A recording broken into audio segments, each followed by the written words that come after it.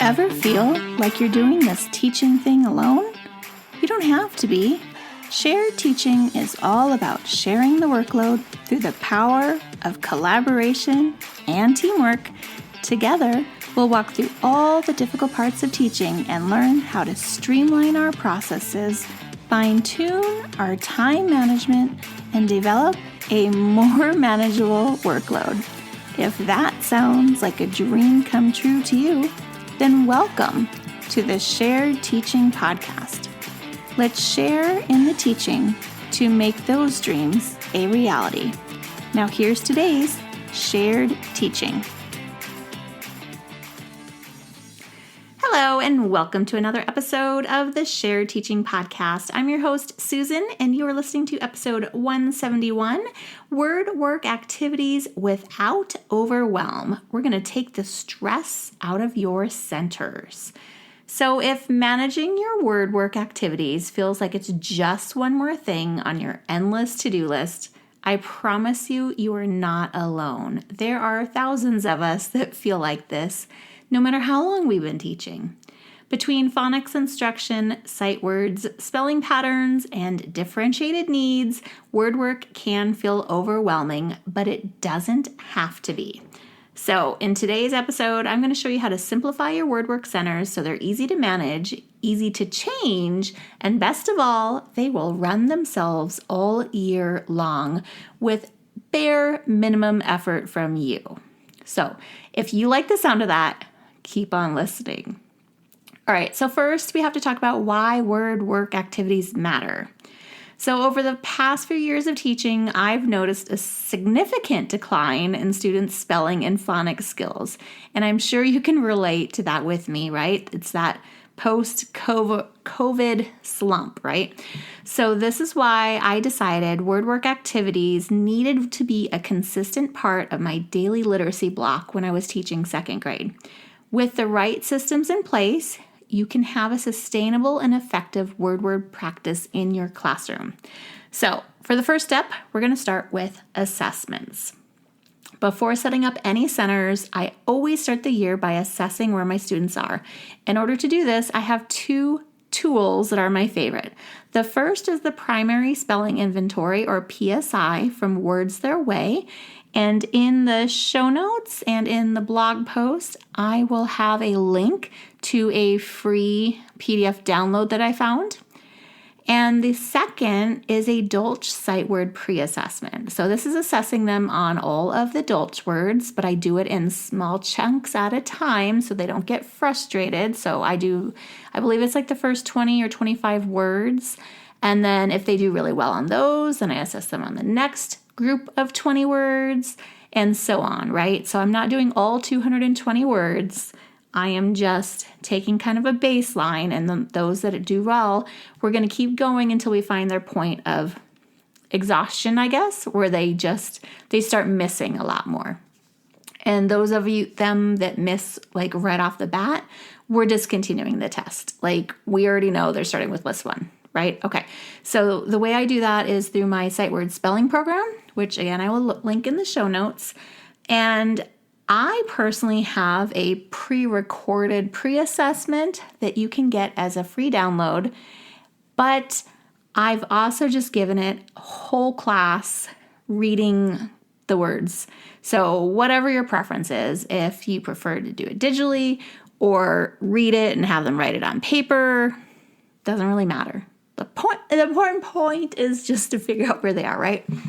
So these assessments, when I'm done with them, they're going to help me group my students by their phonics needs and assign them appropriate sight word lists. I typically give these assignments on paper the first 2 weeks because they're struggling a little bit with everything, right? And I don't want to throw a digital thing on top of it.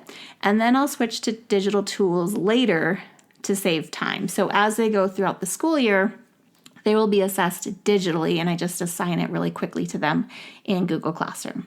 All right, step 2, you are going to differentiate your word work activities. Once you know what your students need, you can differentiate for both phonics and sight word instruction. So here's how I break that down. So my phonics / word work groups, I'm going to do small group instruction based on that PSI assessment. So I'm looking for where they're at. So are they short vowel needs? Are they long vowels? They're going to be placed into a small group. And then I'm going to aim up for approximately 2 weeks of activities for whatever that phonics focus is. So if they need short vowels, they're getting short vowels for like 2 weeks. And then I'm going to reassess them and see if they're moving on. And then they have sight word groups. So the sight word groups are based on that spelling inventory that I talked about, and it's on their mastery level of the Dolch list. I don't let them move on until they fully mastered their list, which sounds like a lot, but each list is only 5 words. So they have to master those 5 words. And I'm pretty particular. So if they took the pre-assessment and they got 4 words right, missed 1 word, they're still going to be practicing those 5 words, but I might give them an additional 5 words. So maybe they got list 1, they know all but 1 word. List 2, they got them all right. List 3, maybe they're missing like 2 words. So they're going to be placed on list 1 and list 3. So they're receiving 10 words, but they know some of those words. So it's not that big of a deal. They're spending more of their time practicing the ones that they need to learn, and they're getting reinforced for the ones that they already know. So it gives them that confidence boost. So this also helps me target my instruction without scrambling for new activities every week, because I automatically know I need something for phonics for 2 weeks. I need something for their sight word groups. Okay, step 3, you're going to use repetitive hands-on centers, which sounds boring and it sounds like it might cause problems, but when they're getting different words to practice and different phonics to practice, different patterns, it's making it feel different. Even though the activities might be very similar and might have the exact same format, it's giving them a different vibe. So they're not as bad and they're not as bored as you might think they are. So the key to keeping your center stress-free is to keep the activities the same all year and just change the words. So you can have a variety of activities. For example, in my sight word interactive notebooks, I think there's at least 14 different activities in just like the pre-primer edition. So they're seeing a lot of variety and a lot of different activities, but then those same activities are repeating in the following primer second word list, right? So they're seeing patterns, but it's changed up. It's not always the same exact format. Okay, so some of my favorite hands-on word activities that don't need constant refreshing are sight word Play-Doh mats. So students use a mini tub of Play-Doh and they shape each word. They're writing it several times with whiteboard markers. They're practicing it in a sentence. And then there's an anchor sentence on the Play-Doh mats. So if they need to, they just copy that sentence. But for our higher friends, they can come up with their own sentence using that word. And it's just giving them a lot of repetition for practicing that one singular word, but it's also giving them practice for seeing the word in context, not in isolation, which is what we want for the science of reading. Okay, so they're practicing it both ways, and they're getting the best of both worlds. My other favorite activity is the sight word letterboxes. So students are reading a sentence and they're finding the word that matches the shape of the letterboxes. So they don't know what the word is. They have to find the word within the sentence. So this is building visual memory of the word's shape while connecting meaning through sentence. Again, corresponding with best practices that we know about for the science of reading. And last but not least is my sight word interactive notebooks, which I mentioned just a minute ago. And each student has their personal word list. So you might have more than one student on like primer words, and that's okay. They can be on similar lists at the same time, but Each student knows, okay, I'm a primer, I'm a pre-primer. Actually, they just know it by color. So they might say, I'm on the orange list, I'm on the red list. And then they know I'm practicing red words when I go to the centers. So when it's time for them to get their sight word notebooks out, they know based on their list which one they're doing. So I'll say like red word list 5, and maybe their list starting on list 5, but their friend is on a red word list, but they're on list 1, so they're getting the list 1. It's okay to skip the words that they already know, unless you just want them to practice them, that's fine. But the repetition and the spiral review make these notebooks a really powerful tool for long-term retention of these high-frequency words. The centers also work really well independently because there's very minimal cutting and gluing that's involved with these sight word notebooks. It's not crazy folding and, make this into a star and a rotating something. I designed them to be very simple with a one cut most of the time. That's just a straight cut. There is one activity, which is a playing board game that has like a little pocket that might have a curve to it that they have to cut. For the most part, though, they're just straight line cuts.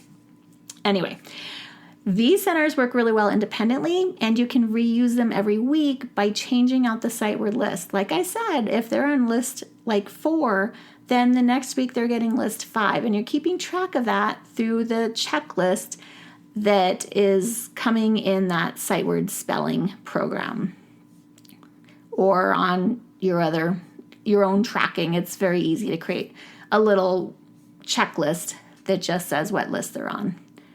Okay. Next is step 4. We're going to organize for success. So we love organization, right? We're teachers. It makes us find things easier. It makes our students able to find their things easier. So organization is really crucial for making this work all year. So you want to be ahead of the game. If you already know that you want to do the adult sight words, then you're finding materials that go with those sight words and you're photocopying them out. So I've said this in a previous podcast episode when I talked about how I set up my sight words. And so if I know 10 of my class is on red list 1, then I'm making 10 copies of red list 1. But if I have 25 students, I'm making 25 copies of the orange list because that one comes next. And everybody needs the orange list, right? So that's how I'm managing it. And I like to copy it on colored paper. If you can't do that, that's fine too. But it just is another little bonus for kids like, oh, I got red paper. Oh, I got orange paper. I got yellow paper, right? It just makes them a little bit more excited. And it's easier for them to remember like, hey, I had red cards. And then when they get like into the orange, I make a big deal about it. And we're getting rid of our red cards. And now we have orange cards. Okay, so color-coded, I can't talk today. Color-coded bins. Each sight word has a designated color, so pre-primer is red, second grade is green, and so the words that are associated with how I broke apart those lists are going into those colors. And I use file folders for this. I use those little plastic task boxes. I have mats that maybe just have a red border around them. Everything that has to do with like that red list is getting a red color. I also do labeled file folders. So masters of the activity, so my sight word notebook pages or the lists for the spelling, they are organized in color-coded labeled file folders. And that's how I organize those. And then I have student lists. So I also give them a copy that one stays at school, one goes home for practicing. Those are photocopied on white paper.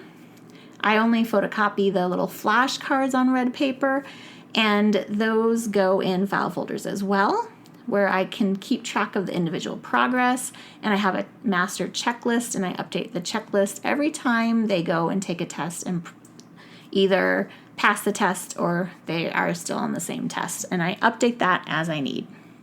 So when students know this list, what list they're on, and then the routine of what they're practicing, so they're practicing the sight word notebooks, they're practicing the letterboxing, they're practicing the Play-Doh mats, they're practicing, I'm missing something in there. Did I say letterboxing? So they're practicing those activities each week as they go through center time and word work practice. And then they also have their small group that they're doing that phonics skill practice with. So they're kind of getting both. All right, step 5 is we're going to introduce and model early. So we're really wanting to invest a lot of time early in the school year to explicitly model each activity. We're not going to introduce all of these word work centers all at one time. Instead, the first thing we're going to do is we're going to model one activity as a whole group. We're going to practice it together. And then we're going to let students try it on their own. And then you're going to watch them. How are they practicing it on their own? Do I need to reinforce that they're not doing it correctly, or maybe they missed a step? For example, I have a sight word board game that they practice where they have to roll the dice, choose a card, read the card, which is a sight word, before they can move on to the board game. Sometimes they just like to roll the dice and move on the board game. Well, they forgot about reading the word. They can't move on to the board game if they can't read the word correctly. So noticing things like that early on when they're learning how to practice the center is really crucial. So you really want to make sure that you're catching all of those things in that whole group practice time. So you're walking around and seeing them. And then once they have that mastered, you're going to repeat the process for a new center. And then once you have all the routines set, your centers will practically run themselves, and then you can focus your attention on small group instruction. So it might take a few weeks to get there. Don't get discouraged. You can't just jump right in to having your smooth running centers and then your small group instruction going at the same time. You have to give it a few weeks of practice and build up to that point. Okay, here's a bonus tip for you. You want to add heart words to your routine. So talking about the importance of having science of reading. So in second grade, many sight words have irregular spelling patterns. We're going to teach these as heart words, marking the tricky parts with a heart symbol. Students are going to learn to map out the regular and the irregular parts and store the irregular part by quote-unquote heart, right? That's an important part of heart words. So this supports what we now know from the science of reading, and students need that explicit instruction in both phonics and word recognition. I'm having a lot of trouble with words today.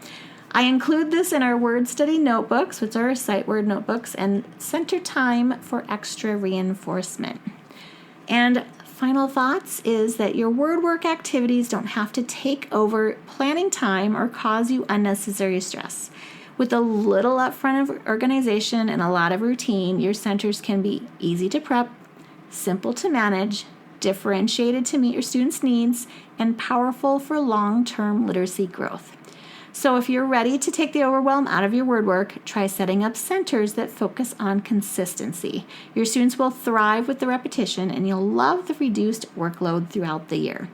So in my show notes, I am going to put links to the products I talked about today, but also some other podcast episodes on sight words and word work activity centers. If you're interested in listening to those or reading to them, or reading them, not reading to them, that you can go ahead and reference later. All right, so let's just recap really quickly what we talked about today. So we talked about word work activities. We're going to set up our centers for a successful year.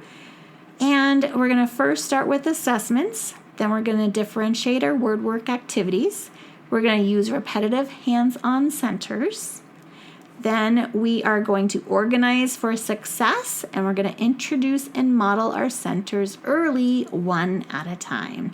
Thank you so much for listening to this podcast. If you enjoyed it, please don't forget to leave a 5-star review on Apple Podcasts. See you next time for an all-new episode. Bye for now. If you've loved this show, then join me in sharing the teaching, hitting that subscribe button, and leaving us a review on iTunes. so we can be found by more teachers like you who are ready to start sharing the workload. I hope you've enjoyed this episode. Find new episodes each week on sharedteaching.com. Thanks for listening to the Shared Teaching Podcast.